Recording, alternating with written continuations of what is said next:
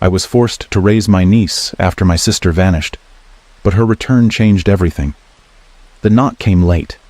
Too late for visitors. Too unexpected to be anything but trouble. I had just finished tucking Olivia into bed, smoothing back her curls the way I always did, murmuring goodnight before turning off the light. The house had settled into its usual nighttime quiet, the kind I had come to cherish after years of learning how to be a parent when I never thought I'd have to be. I hesitated in the hallway, my pulse instinctively picking up. No one ever came by unannounced, not at this hour. Not unless something was wrong.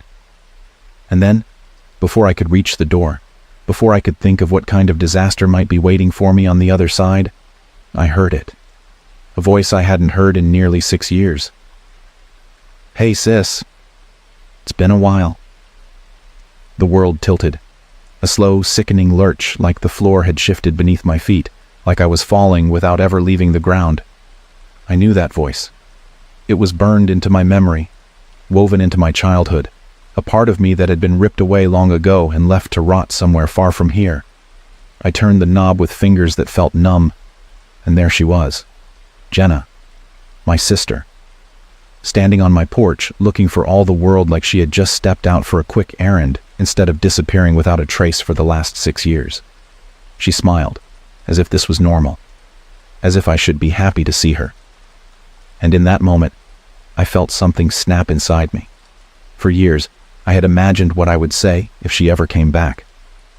There were nights I lay awake, staring at the ceiling, crafting the perfect words to throw at her.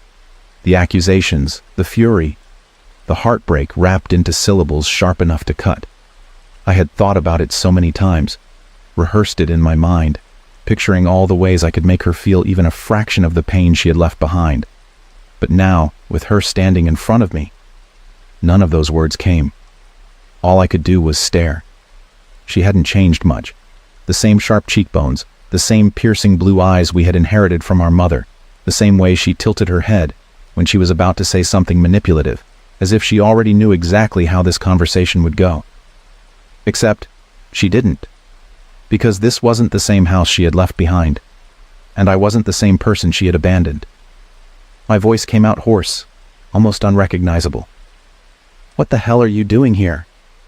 She blinked, taken aback, as if she hadn't expected hostility, as if she truly believed she could just waltz back into my life like some prodigal daughter, ready to be forgiven. I know it's been a long time," she said carefully, like she was choosing her words one at a time. "But I had to see you. I had to see Olivia." At her name, something protective and primal surged through me, something fierce and immovable. My body went rigid before I could stop it, my hands clenching into fists at my sides. Olivia. My niece. My daughter in every way that mattered. The little girl Jenna had walked away from without so much as a goodbye. My breath came sharp, like I had swallowed broken glass. "You don't get to say her name." Jenna flinched. Something flickered in her expression. Guilt, maybe. Or at least the attempt to mimic it. I let the silence stretch between us, thick and suffocating. The weight of the years pressed down like something physical. The ghosts of unanswered questions rising between us, clawing at the space where sisterhood had once existed. I should have slammed the door in her face. I should have told her to go to hell, that Olivia was safe, that I had built a life out of the wreckage she left behind, and there was no place for her in it anymore. But I didn't. Because as much as I hated her, I needed to know where she had been, why she had left, and more than anything, why she had come back. I let her inside, but I didn't offer her a seat. She stepped cautiously into the living room, eyes darting around, taking in the space that had changed since she last saw it. The house was warm now, filled with signs of life. Olivia's drawings taped to the fridge, stuffed animals peeking out from the corners, the faint scent of lavender and vanilla from the candle burning on the mantel. It was a home, something Jenna had never been able to provide. She turned to me, her hands twisting together. "You've done a good job." I bit down the bitter laugh that threatened to escape. "Yeah, I know." Her gaze dropped to the floor, and for a second I saw something real in her face. Regret, maybe, or just the exhaustion of whatever life she had lived before she wound up back on my doorstep. I didn't have a choice, she whispered. I stiffened. Don't. But it's true. She looked up, something desperate in her eyes. I know what you think. I know you think I just ran off, that I didn't care, but that's not what happened. Then what did? My voice was sharper than I intended, the anger I had buried for so long rising up with every word. Tell me, Jenna, where the hell have you been? What was so important that you vanished off the face of the earth and left your own daughter wondering why her mother didn't love her enough to stay? She flinched again, but this time she didn't look away. And then she said something that made my blood run cold. They were after me. The room seemed to shrink. My heartbeat pounded in my ears. Who? I asked, my voice barely above a whisper. She swallowed hard. I can't tell you everything. Not yet. But I was in danger, and if I had stayed, Olivia would have been in danger too. I had to disappear. For her. For you. It was a lie. It had to be. And yet, something in her voice, in the way her fingers trembled slightly at her sides, in the shadows beneath her eyes that hadn't been there before. Something about it felt real. I hated that it felt real. I crossed my arms over my chest, locking away the part of me that wanted to believe her. And now? What changed? She exhaled, slow and shaky. It's over. I took care of it. And now, I want my daughter back. The words hit like a fist to the gut. I had prepared myself for this deep down. I had known, no matter how much I tried to ignore it, that one day Jenna might come back, that she might want to reclaim the child she had abandoned. But hearing her say it out loud sent a wave of panic crashing through me, so fierce and overwhelming that it took everything in me not to show it. Olivia was my life, my purpose, my everything. And now, the woman who had given her up like she was nothing had returned, acting as if she had a right to take her away. I met her gaze, my voice steady despite the storm raging inside me. You're not getting her. Jenna's expression hardened. She's my daughter. She's my daughter, I shot back, stepping forward, my body vibrating with fury. You don't get to walk back in here and pretend that the last 6 years didn't happen. You don't get to just take her because you've decided it's convenient now. She lifted her chin, something unreadable in her expression. We'll see about that. Jenna's words clung to the air like smoke, suffocating and impossible to ignore. We'll see about that. I stood there, my pulse hammering against my ribs, watching as my sister, my ghost, my burden, my nightmare, held my gaze with something dark and unreadable lurking behind her eyes. It wasn't the pleading, broken woman I had expected. No, this was something else entirely. This was calculation. This was possession. This was a fight, and I wasn't about to lose. The thought of Olivia, sweet, bright, innocent Olivia, being ripped from the only home she had ever known, being placed in the care of the woman who had once thrown her away without a second glance, made my stomach churn with something beyond anger, beyond fear. You have some nerve, I said, my voice low and sharp. Jenna crossed her arms, her chin lifting in that old, defiant way, as if I was nothing more than an obstacle to be pushed aside. I came back because I love her. I let out a bitter laugh before I could stop myself. You love her? Since when? Since last night. Because you sure as hell didn't love her when you left her crying in my arms with nothing but an empty crib and a pile of unpaid bills. She winced, just slightly. But it wasn't enough. It wasn't even close to what I needed her to feel. I wasn't safe, she said again, that same excuse she had given me when she first walked through my door.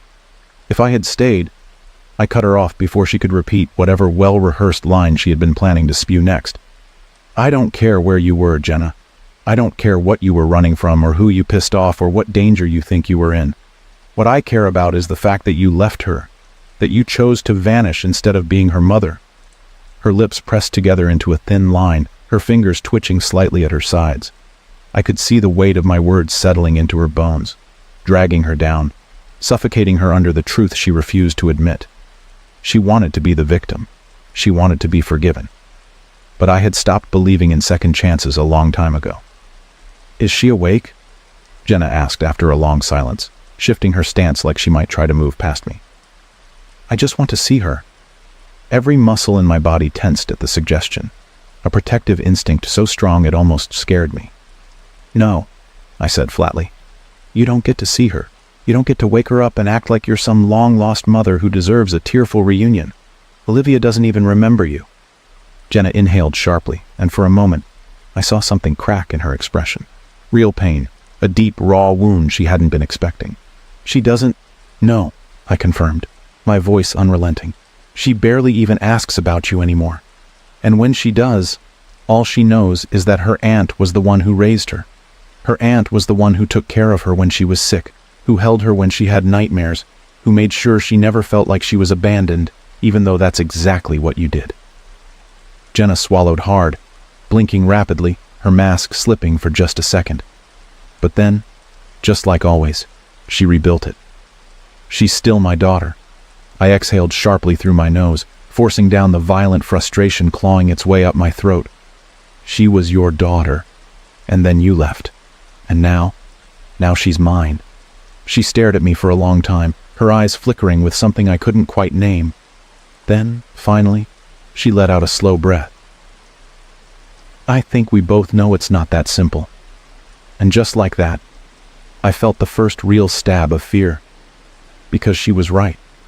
This wasn't just a screaming match between sisters. This wasn't just about who deserved to be Olivia's parent. This was something bigger, something legal, something that, despite everything I had done to protect and raise her, could still be taken from me. Jenna still had rights.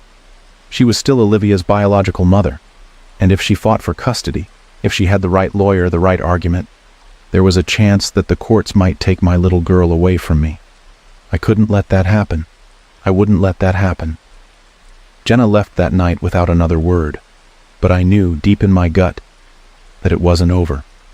Sleep didn't come easily. I lay in bed, staring at the ceiling, replaying every word of our conversation, every flicker of emotion that had crossed her face, every possible move she could make next. I had spent years building this life, making sacrifices, doing everything in my power to ensure Olivia had a home filled with love and stability. But now, since I had taken her in, I realized something horrifying. Jenna could still take it all away. The next morning, Olivia padded into the kitchen, her hair a tangled mess from sleep, her small hands rubbing at her eyes. "Auntie," she mumbled through a yawn. "You look worried." I forced a smile, setting a plate of pancakes in front of her. "Just thinking, baby." She scrunched her nose, eyeing me like she didn't quite believe me, but she didn't push. I sat across from her, watching as she picked at her food, her tiny legs swinging beneath the table. My heart ached at the thought of what might come next. Would she even understand? Would she even want to go with Jenna if it came to that? I wasn't sure. But I wasn't about to let it get that far. Before I could sink too deep into my own thoughts, my phone buzzed. I glanced at it, expecting a work email, a reminder, maybe even a text from a friend, but instead the message made my stomach drop.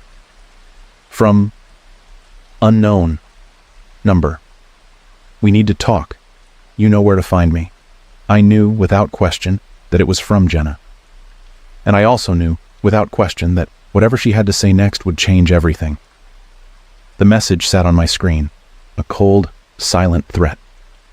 "We need to talk. You know where to find me." I stared at it, my grip tightening around the phone, my breath coming in slow, measured beats. Jenna had always had a way of making her presence linger even when she wasn't in the room, like a storm cloud just waiting to break. And now, even after all these years, she still knew how to get under my skin, how to twist my thoughts into knots, how to plant just enough doubt in my mind to make me second-guess everything. I exhaled through my nose, trying to steady myself, but the truth was, I already knew what I had to do. I wasn't about to let Jenna dictate the pace of this fight. If she wanted to talk, we would talk, but it would be on my terms. I dropped Olivia off at school like it was any other day, kissing the top of her head, watching her tiny backpack bounce as she ran toward her classroom. She was happy, carefree, blissfully unaware that the woman who had abandoned her had returned, that her entire world could be shaken apart in an instant. And I intended to keep it that way. For now. The second I drove away from the school parking lot, I pulled up the address that had been burned into my memory ever since I saw Jenna standing on my doorstep, a cheap motel on the edge of town. It made sense. She wouldn't have anywhere else to go. The last time she left, she hadn't just abandoned Olivia. She had burned every bridge behind her. Friends, family, anyone who had ever tried to help her, she had cut them off, vanished without a trace. No one knew where she had been or what she had been doing, but one thing was clear. She wasn't here because she had nowhere else to go. She was here for Olivia, and I wasn't about to let her take her. The motel smelled like cigarette smoke and regret, the kind of place where people disappeared for the night, where cash was the only form of payment accepted, where no one asked questions. It was fitting, really. Jenna had always been good at running, at slipping into the shadows of places like this, blending in just enough to make people forget she was ever there. But I wasn't here to forget. I was here to remember. I knocked on the door of room 217, not gently. For a moment, nothing happened. Then, I heard movement inside. A rustling, a muffled curse, the shuffle of feet across thin carpeting. The door creaked open. And there she was. Jenna looked different in the daylight. The dim glow of the porch light had softened her the night before, made it easier to see the sister I had once known buried beneath the years of distance and silence. But now, under the sharp glare of the sun, I saw the truth. She was thinner than I remembered, her cheekbones more pronounced, her skin pale and stretched too tightly over her frame. Her hair was tangled, her clothes rumpled like she hadn't slept in days. But it was her eyes that struck me the hardest. They weren't the eyes of the careless, reckless girl who had left all those years ago. They were the eyes of someone who had seen things she would never be able to unsee. "Wow," she muttered, leaning against the doorframe. "Didn't expect you so early." I crossed my arms, leveling her with a look. "Didn't expect you at all." She smirked, but there was no real humor behind it. Just exhaustion, just history pressing down between us like an unbearable weight. "Come in," she said, stepping aside. I didn't move. She sighed, rubbing a hand over her face. "You really think I'd ask you here just to trap you or something?" "I don't trust you, Jenna," I said simply. "So, yeah. I think you could be capable of just about anything." She flinched, just slightly. Then, without another word, she turned and walked back inside, leaving the door open behind her. I hesitated for only a second before following. The motel room was exactly what I expected. Cheap, dimly lit. A suitcase sat half unzipped in the corner. Clothes. The motel room was suffocating. Tiny, dimly lit, and stale with the scent of cheap air freshener barely masking something rotten beneath. It wasn't just the physical space pressing down on me, though. It was her. The presence of Jenna sitting on the edge of the unmade bed, her hands clasped together, her eyes flickering with something unreadable, something that made my stomach coil with unease. I hadn't come here to reminisce. I hadn't come here for explanations I didn't believe. I had come to end this. Jenna exhaled sharply, rubbing a hand over her face before finally looking at me. "Thanks for coming." I didn't respond. She forced out a humorless chuckle. "Still not one for small talk, huh?" I leveled her with a cold stare. "You said we needed to talk. So talk." Jenna hesitated, as if trying to find the right angle, the right way to twist this into something she could control. It was a trait I knew all too well, an old survival instinct of hers, honed from years of slipping out of trouble, talking her way into and out of places she never should have been. But this time, I wasn't playing. She shifted on the bed, her fingers twitching. "I want Olivia." The words sat heavy between us, sucking the air from the room. My jaw clenched. "You don't get to want her, Jenna. She's not some lost possession you can just reclaim. She's a person, a child. And you left her." Her gaze darkened. "I had to leave. So you keep saying." "I told you. I was in danger." I let out a harsh, bitter laugh. "And yet, here you are, alive and well. Wasn't that convenient?" Jenna's face twisted, frustration creeping in. "You don't understand what I went through." I stepped forward, my voice ice cold. "You don't get to play the victim. Not with me. Not with Olivia. You chose to disappear. I chose to stay. You don't get to come back now and pretend you're suddenly ready to be a mother." Her hands curled into fists in her lap, and for a brief second, I saw it. Real emotion. Not the manipulation, not the half-hearted regret. but something raw and desperate lurking beneath the surface. "I love her," she whispered, her voice cracking. I shook my head, my throat tight with the weight of 6 years of anger. "No, Jenna. I love her. I was the one who stayed up with her when she was sick, who held her when she had nightmares, who made sure she never felt like she wasn't wanted. You don't get to waltz back in and act like you've earned that." She swallowed hard, her eyes shining with something dangerously close to tears. But I didn't let myself feel bad. I couldn't. Not after everything. Silence stretched between us, thick and suffocating. Then Jenna's posture shifted. Not exactly defensive, but something close to it. "What if I told you," she said slowly, carefully, "that I didn't leave by choice?" I felt my pulse stutter, but I didn't let her see it. I crossed my arms. "What the hell is that supposed to mean?" She inhaled sharply, like she was bracing herself for something. "The people I was involved with, they weren't the kind of people you say no to. I thought I was in control. I thought I could handle it. But I got in too deep." My jaw tightened. "Drugs?" A flicker of something flashed across her face. "No," I studied her. "Then what?" Jenna's throat bobbed as she swallowed. "Money, debt. I owed the wrong people, and when I couldn't pay, they gave me a choice. Disappear, or watch the people I love pay the price instead." My stomach twisted. Jenna's voice dropped lower. I had no idea how far they would go, until the night I left, when they threatened Olivia. A cold chill skated down my spine. She had walked back into my life. I saw real fear in her.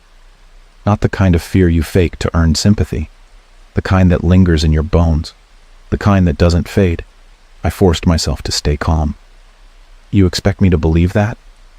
She shook her head. "I don't expect anything from you. But it's the truth." I searched her face, every instinct inside me screaming at me to push back, to call her bluff, to rip apart the story she was trying to weave. But deep down, I knew. She wasn't lying.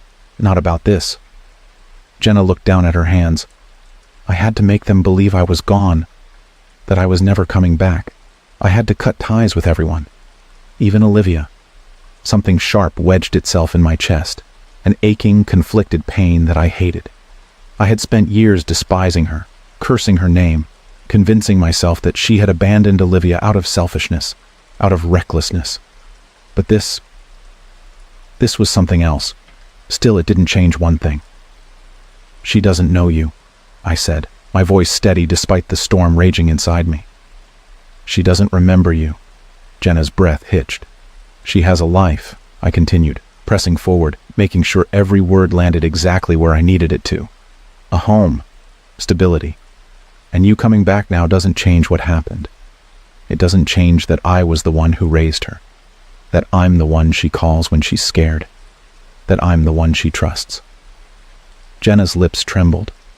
For a long moment, she just sat there, staring at the floor, her fingers gripping the edge of the bed so tightly her knuckles turned white. Then, slowly, she exhaled and nodded. "I know." I blinked, not expecting her to give in so easily. She looked up at me, something heavy in her eyes. "I know I can't take her from you. I wouldn't do that to her." I didn't let myself relax. "Then what do you want?" She hesitated. Then finally she whispered, "A chance." A lump formed in my throat. A chance. It wasn't a demand. It wasn't a legal threat. It was a plea. I let the silence stretch between us, weighing the words, weighing the cost. Then finally I let out a slow breath. "I don't know if I can trust you, Jenna." She nodded, as if she had expected that. "I know. But if you want to be in Olivia's life," I said carefully, "then you have to prove yourself to her." Jenna's breath caught. I forced myself to keep going. "You don't get to just be her mother again. You have to earn that." She swallowed hard. "I will." I studied her, searching for cracks, for deception, for anything that would tell me this was just another one of her tricks. I didn't see a liar. I saw my sister. I let myself wonder if maybe, just maybe, she wasn't beyond saving. Jenna didn't take Olivia from me. She didn't fight. She stayed. Slowly, carefully. She started to try. and as much as I hated to admit it, part of me hoped, just a little, that maybe, for Olivia's sake, she had finally come home for good.